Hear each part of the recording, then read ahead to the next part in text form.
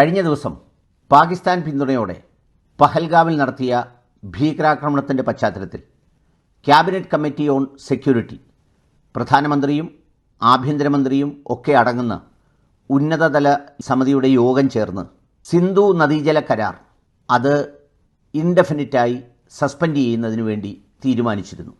നയതന്ത്രപരമായ എല്ലാ നീക്കങ്ങളും വളരെ കർശന ഭാവത്തിൽ തിരിച്ചടി നൽകുന്നതിന് വേണ്ടിയിട്ടാണ് അത്തരമൊരു കരാർ റദ്ദാക്കിയത്.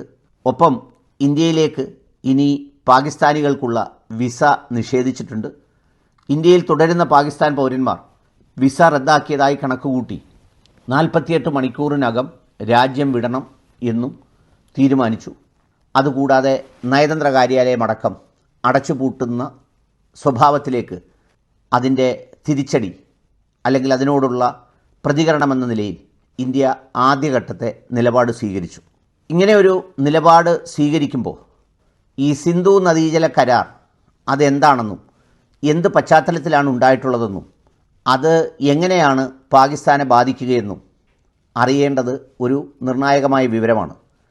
കാരണം 1960 ഈ സിന്ധു നദീജല കരാർ ഇന്ത്യയും പാകിസ്ഥാനും തമ്മിൽ ഒപ്പിട്ടത്.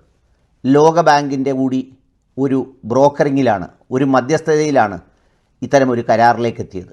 1947 രണ്ട് രാജ്യങ്ങളായി പിരിഞ്ഞുവെങ്കിലും ഈ ഒരുമിച്ച് നിന്ന രാജ്യം തുല്യമായി ഉപയോഗിച്ചുകൊണ്ടിരുന്ന 6 നദികൾ എങ്ങനെ കൈകാര്യം ചെയ്യണമെന്നുള്ളത് ഒരു ഗൗരവമായ വിഷയമായിരുന്നു. അതിലൊരുപാട് തർക്കങ്ങൾ നിലനിന്നിരുന്നു. അങ്ങനെയാണ് വേൾഡ് ബാങ്ക് മുൻകൈയെടുത്ത് അന്നത്തെ ഇന്ത്യൻ പ്രധാനമന്ത്രി ജവഹർലാൽ നെഹ്റുവിനെയും അതോടൊപ്പം അന്നത്തെ Pakistan president field marshal Ayub ഖാനും തമ്മിൽ ഈ 1960 സിന്ധു നദീജല കരാർ എന്ന് പറയുന്ന ഈ കരാറിൽ ഒപ്പിട്ടത്. 1960 സെപ്റ്റംബർ 19 ഒപ്പിട്ട ഈ കരാർ 1965, 1971, 1999 എന്നീ വർഷങ്ങളിൽ താൽക്കാലികമായി ഈ കരാർ സസ്പെൻഡ് ചെയ്യപ്പെട്ടിരുന്നു. അന്നൊക്കെ നിർത്തിവെക്കാനുണ്ടായ കാരണങ്ങളും സമാനമായ യുദ്ധവും അത്തരം കാര്യങ്ങളും കൊണ്ടായിരുന്നു. എന്നാൽ ഇൻഡെഫിനിറ്റായി ഇത് സസ്പെൻഡ് ചെയ്യപ്പെട്ടത് ഇപ്പോൾ ഈ ഭീകരാക്രമണത്തിൻ്റെ തിരിച്ചടി എന്നോണമാണ്.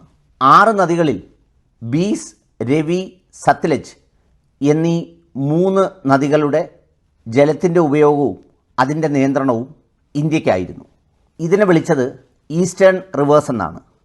എന്നാൽ വെസ്റ്റേൺ റിവേഴ്സിൽ ഇതുപോലെ തന്നെ 3 നദികളുണ്ടായിരുന്നു. ഇൻഡസ്, ചെനാബ്, ജലം എന്നീ 3 നദികളാണ് വെസ്റ്റേൺ റിവേഴ്സ് എന്നറിയപ്പെട്ടത്. അതിൽ നിന്ന് 99 ബില്യൺ m³ ജലം പാകിസ്ഥാന് വേണ്ടി നമ്മൾ നൽകിക്കൊണ്ടിരിക്കുക എന്നതാണ് ആ കരാറിൻ്റെ പ്രത്യേകത. ഈ നദികളിൽ നിന്ന് 30% ജലം മാത്രമാണ് നമ്മൾ എടുക്കുന്നത്. ബാക്കി 70% ജലവും പാകിസ്ഥാനാണ് നൽകുന്നത്. ഈ കരാറാണ് സിന്ധു നദീജല കരാർ എന്ന് പറയുന്ന 1960 ഫീൽഡ് മാർഷൽ, അന്നത്തെ Pakistan president field marshal Ayub ഖാനും അതുപോലെ തന്നെ ജവഹർലാൽ നെഹ്റുവും തമ്മിൽ ഒപ്പിട്ടത്. ഈ കരാർ സസ്പെൻഡ് ചെയ്യപ്പെടുന്നതോടുകൂടി ഏതാണ്ട് ടെൻസ് ഓഫ് മില്യൺ 10 കോടിയിലധികം ആളുകൾക്ക് കൃഷിയും മറ്റാവശ്യങ്ങൾക്കുമുള്ള ജലം ലഭിക്കാതെ വരുന്ന വളരെ ഗുരുതരമായ ഒരു സ്ഥിതിവിശേഷം പാകിസ്ഥാനിൽ ഉണ്ടാകും. അതുകൊണ്ട് തന്നെ അത്തരം വിഷയങ്ങൾ അവിടെ തന്നെ ആഭ്യന്തര കലഹത്തിനും അതുപോലെയുള്ള പ്രശ്നങ്ങൾക്കും കാരണമായി തീരുകയും ജനങ്ങൾ സർക്കാരിനെതിരെ തിരിയുകയും ചെയ്യുന്ന വലിയ തലവേദനയാണ് ഇതുമൂലം ഉണ്ടാകാൻ പോകുന്നത്. അതുകൊണ്ട് തന്നെ ഇന്ത്യക്കും പാകിസ്ഥാനും ഇടയിലുള്ള എല്ലാ ബന്ധങ്ങളിലും ഈ സിന്ധു നദീതട കരാർ അതൊരു ഗൗരവമായ സംഗതി തന്നെയാണ്. 5 വർഷം മുമ്പ് ഈ കരാറിൻ്റെ വ്യവസ്ഥകൾ പുതുക്കണമെന്നാവശ്യപ്പെട്ട് ഇന്ത്യ നയതന്ത്രപരമായി പാകിസ്ഥാനോട് ആവശ്യപ്പെട്ടിരുന്നു. എന്നാൽ അതിനെ സംബന്ധിച്ച് തുടർ ചർച്ചകളൊന്നും ഉണ്ടാകാതെ അതങ്ങനെ ഒരു അഭിപ്രായമായി മാത്രം തുടരുകയായിരുന്നു. എന്നാൽ ഈ പഹൽഗാം ഭീകരാക്രമണത്തിൻ്റെ പശ്ചാത്തലത്തിൽ ആ കരാർ തന്നെ ഇൻഡെഫിനിറ്റായി സസ്പെൻഡ് ചെയ്യപ്പെടുന്നു എന്നുള്ളത് പാകിസ്ഥാന് വലിയ തിരിച്ചടിയാണ്.